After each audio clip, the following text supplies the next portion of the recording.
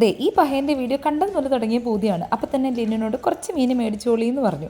ഞാൻ പറഞ്ഞ മീനല്ല ലിനു മേടിച്ചതെങ്കിലും കിട്ടിയതുകൊണ്ട് ഞാൻ അഡ്ജസ്റ്റ് ചെയ്തു. പിന്നെ മീനൊക്കെ വെട്ടി വരഞ്ഞ് ഈ കാണുന്ന പൊടികളൊക്കെ അതിനകത്തോട്ട് തേച്ച് പിടിപ്പിച്ച് കുറച്ച് നേരം വിശ്രമിക്കാൻ വിട്ടു. ഇനി നമുക്ക് പൊള്ളിക്കാനുള്ള മസാല ഉണ്ടാക്കിയാലോ?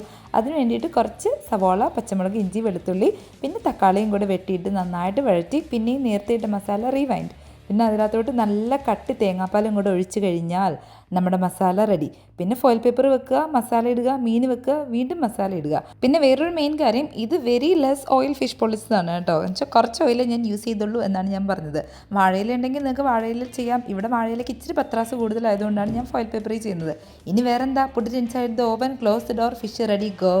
ഇനി ടേസ്റ്റ് ചെയ്യാം നമുക്ക്. ആഹാ, അവൻ്റെ ആ കിടപ്പ് കണ്ടോ? അടിപൊളി ടേസ്റ്റ് ആയിരുന്നു. എനിക്ക് ഭയങ്കരമായിട്ട് ഇഷ്ടമായി. ആ ഗ്രേവി നല്ല ടേസ്റ്റ് ആയിരുന്നു കേട്ടോ. ഇത് കഴിച്ചതിന് ശേഷം ഞാനും ലിനുവും ഇങ്ങനെ പറഞ്ഞു, കൊള്ളാം. നല്ല ടേസ്റ്റ് ഉണ്ട്. ഈ ഫാൻസിന്